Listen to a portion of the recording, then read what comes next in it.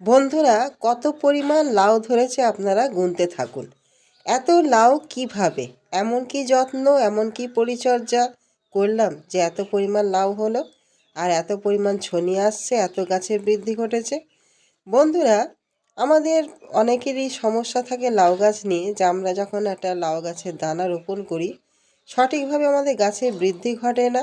একটা সময় দেখি গাছটা মারা যাচ্ছে হলুদ হয়ে। কখনো গাছটায় বৃদ্ধি ঘটলেও আমাদের স্ত্রী ফুল আসে না।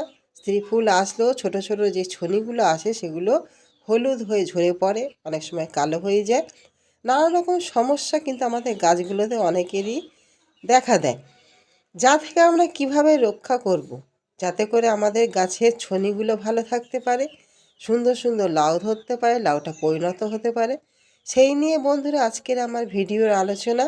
যে আমরা কী যত্ন পরিচর্যা করব, কি খাবার প্রয়োগ করব, কি কীটনাশক দেবো, আর তা সব কিছুই পাবো আমরা আমাদের ঘরোয়া উপাদানে, যেখানে আমাদের পয়সা কিন্তু সেইভাবে খরচ করতে হবে না।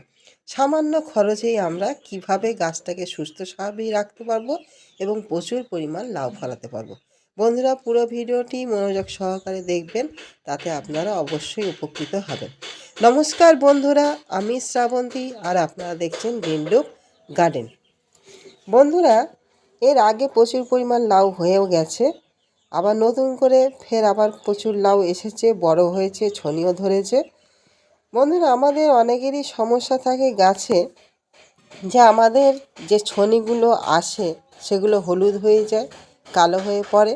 অনেক সময় দেখা যায় যে স্ত্রী ফুলের জায়গায় পুরুষ ফুল আমাদের গাছে বেশি হয়। আমরা কিভাবে প্রচুর পরিমাণ স্ত্রী ফুল আনতে পারি সেই নিয়ে বন্ধুরা আমি পরে আসছি। তার আগে যেটা আমি আলোচনা করি সেটা হচ্ছে যে আমাদের যে ছনিগুলো পড়ে তার ম্যাক্সিমামই আমরা দেখি কি না হলুদ হয়ে যায়, অনেক সময় কালোও হয়ে যায়। তার মুখ্য কারণ যেটা হচ্ছে সেটা হচ্ছে কি না আমাদের গাছে পোকামাকড়ের এবং ছত্রাকের আক্রমণ, যা আমাদের এই সমস্ত যে ছোট ছোট লাউগুলো দেখতে পাচ্ছেন এগুলো কিন্তু ক্ষতিগ্রস্ত করে। আমাদের প্রথমেই যে কাজটি করতে হবে সেটি হচ্ছে কি না এই সমস্ত পোকামাকড়ের হাত থেকে আমাদের গাছটাকে রক্ষা করা।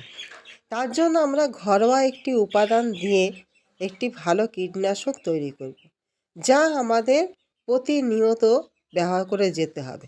বন্ধুরা চলুন সেই কীটনাশকটা প্রথমেই আপনাদের দেখিয়ে দিই। বন্ধুরা, প্রথমেই আমাদের যেটা নিতে হবে সেটি আমরা একটি পাত্রে এরকম একটি পরিষ্কার জল কিন্তু নিয়ে নেব। এখানে আপনারা 1 লিটার পরিমাণ যেরকম আপনাদের প্রয়োজন হয় সেই মাপে আপনারা জল নিয়ে নেবেন। আমি এখানে 1 লিটার মতন জল নিয়েছি। এখানে আমরা যে জিনিসটা ব্যবহার করব সেটা হচ্ছে টক দই। আমাদের ঘরে অনেক সময় আমাদের এরকম টক দই কিন্তু নষ্ট হয়ে যায়, আমরা সেটাই কিন্তু কাজে লাগাতে পারি না ফেলে দিই। এই যে টক দইটা বন্ধুরা দেখতে পাচ্ছেন, এই টক দই নিয়েছি আমি সামান্য পরিমাণ, খুব বেশি হলে 3 থেকে 4 চামচ হবে। এই পুরো টক দই আমরা কি করব, এতে দিয়ে দেব। এই 1 লিটার জলে আপনারা এই টক দইটা দিয়ে দেবেন। দিয়ে দেওয়ার পরে এই যে জিনিসটা তৈরি হলো, এটা কিন্তু আমরা সঙ্গে সঙ্গে ব্যবহার করব না। আমাদের এই টক দইয়ের মধ্যে রয়েছে কিন্তু প্রচুর পরিমাণ যেরকম পটাশিয়াম, সালফার, নানা রকম মাইক্রোনিউট্রিয়েন্ট। যেহেতু আমাদের পটাশিয়াম কিন্তু প্রচুর পরিমাণ ফুল আনতে সহায়তা করে, সালফার কি করে আমাদের গাছে যে পোকামাকড় হবে সে পোকামাকড়ের হাত থেকে, ফাঙ্গাসের হাত থেকে কিন্তু রক্ষা করবে। পাশাপাশি যে মাইক্রোনিউট্রিয়েন্ট যা আমাদের ফল হলুদ হয়ে যাওয়াটাকেও কিন্তু রোধ করবে, ফলটাকে দাঁড়াতে কিন্তু সহায়তা করবে। আমরা এই যে জিনিসটা তৈরি করলাম এটা আমরা 24 ঘন্টার জন্য এইভাবে কিন্তু রেখে দেবো। 24 ঘন্টা পেরিয়ে যাওয়ার পরে আপনারা দেখবেন যে টক দইয়ের যে তরল জিনিসটা মানে সাদা অংশটা সেটা কিন্তু নিচে থিতিয়ে পড়বে আর উপরে একটা সুন্দর লিকুইড কিন্তু তৈরি হবে। সেটা আমরা তখন কি করব, ছেঁকে নেব। ছেঁকে নিয়ে আপনারা গাছে কিন্তু সুন্দরভাবে স্প্রে করে দিতে পারেন। আপনারা এটাকে যখন স্প্রে করবেন রোদ্দুরের সময় করবেন না, আপনারা যখন প্রথম সকালবেলায় কি বিকেলবেলায় আপনারা গাছেকে স্প্রে করে দেবেন। তাতে কি হবে, আমরা দুদিক থেকে কিন্তু লাভবান হব। প্রথম কি হবে না আমাদের গাছে প্রচুর পরিমাণ যেরকম স্ত্রী ফুল আসবে, সেরকম আমাদের গাছের রোগ প্রতিরোধ ক্ষমতাকেও বৃদ্ধি করাবে, পোকামাকড়কে দূর করবে এবং পাশাপাশি আমাদের ফলটাকে সেট হতেও কিন্তু সহায়তা করবে। এটা আপনারা প্রত্যেক সপ্তাহে একদিন অতি অবশ্যই দেবেন, একদিন থেকে দুদিনও দিতে পারেন। কিন্তু এই যে পোকামাকড়ের হাত থেকে রক্ষা করতে গেলে আমাদের কিন্তু এই জিনিসটাকে প্রয়োগ করতে হবে। এটা কিন্তু খুবই শক্তিশালী একটি উপাদান, যা আপনারা অবশ্যই প্রয়োগ করতে পারেন। বন্ধুরা, এটি ছাড়াও আরেকটি কাজ আপনারা করতে পারেন, সেটি খুবই সহজ কাজ। সেটি হচ্ছে শনিবার কিংবা মঙ্গলবার দিন আপনারা কিছুটা পরিমাণ ছাই নেবেন, নিয়ে বাসি মুখে যদি পুরো গাছে যদি ছড়িয়ে দিতে পারেন, তাতেও দেখবেন অনেকটাই কিন্তু আমাদের পোকামাকড়ের হাত থেকে আমরা গাছকে রক্ষা করতে পারবো। কারণ এই সময় আমাদের গাছে যে সমস্যাটা হয় সেটা হচ্ছে আমাদের যে ফল ছিদ্রকারী যে মাছি থাকে, সেই মাছি কিন্তু বেশি ক্ষতি করে। এই সমস্ত পোকামাকড়ের হাত থেকে রক্ষা পেতে গেলেও এটাও কিন্তু খুব একটি ভালো কাজ, সেটা আপনারা করতে পারেন। এছাড়া আপনারা এই যে গাছগুলো দেখতে পাচ্ছেন কত সুন্দর বৃদ্ধি নিয়েছে, তার জন্য আমাদের বিশেষ একটি খাবার কিন্তু প্রয়োগ করতে হবে। সেটিও আমরা ঘরোয়া উপাদান দিয়েই তৈরি করব, যা কি করবে আমাদের এইভাবে সুন্দর সুন্দর কিন্তু গাছের বৃদ্ধি ঘটবে, প্রচুর পরিমাণ যেরকম ফল হবে আর গাছের অসাধারণ যেরকম বৃদ্ধি হবে, পাশাপাশি আমরা প্রচুর পরিমাণে কিন্তু ফলন এখান থেকে পেতে পারবো। বন্ধুরা, চলুন সেই খাবারটি এবারে আমরা দেখে নিই। বন্ধুরা, এখানে আমি একটা কন্টেনারে 1 লিটার পরিমাণ জল কিন্তু নিয়ে নিয়েছি, পরিষ্কার নিয়েছি।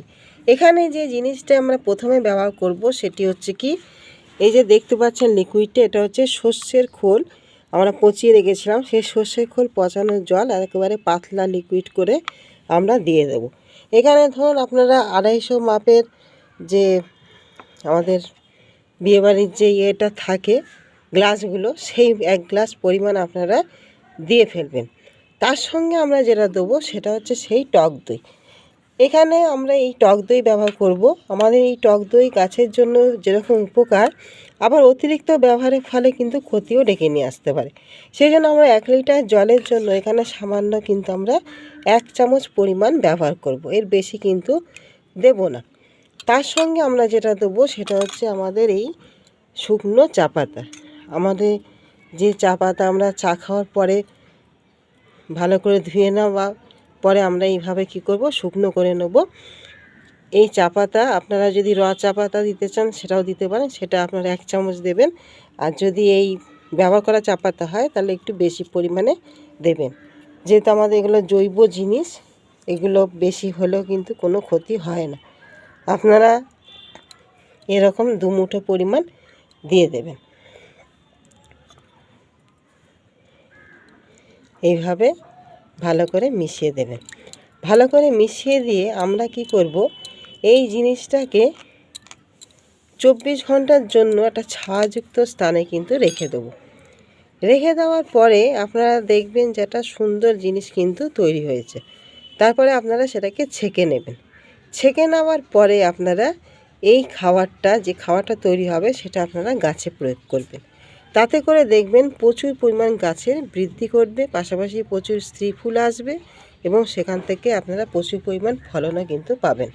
বন্ধুরা, আপনারা এইভাবে কীটনাশক এবং খাবারটি গাছে প্রয়োগ করুন। তাতে করে দেখবেন আপনাদের গাছগুলো খুব হেলদি যেরকম তৈরি হবে, পাশাপাশি প্রচুর পরিমাণ যেরকম গাছে স্ত্রী ফুল আসবে, সেখান থেকে আমাদের ছনিগুলো সুরক্ষিত থাকবে, ভালো থাকবে এবং প্রচুর পরিমাণ আমাদের ফল কিন্তু ম্যাচিওরও হবে। তাহলে বন্ধুরা, ভালো লাগলে অবশ্যই একটা লাইক, কমেন্ট, শেয়ার করবেন। নতুন বন্ধু হলে অবশ্যই একটা সাবস্ক্রাইব করে আমার চ্যানেলের পাশে থাকবেন। আগামী দিন নতুন কোনো টপিকস নিয়ে ফের আপনাদের সামনে উপস্থাপন করব। নমস্কার।